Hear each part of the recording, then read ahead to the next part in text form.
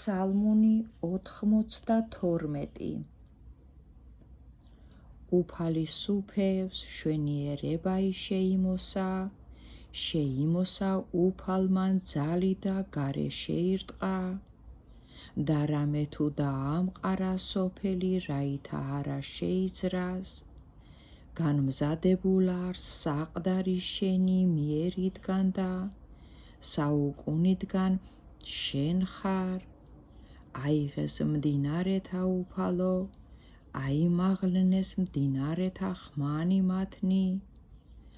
აღდგენ მდინარენი სვლასათვისა ხმითა წყალთა მრავალთაითა საკვირველ არიან განცხრომანი ზღვისანი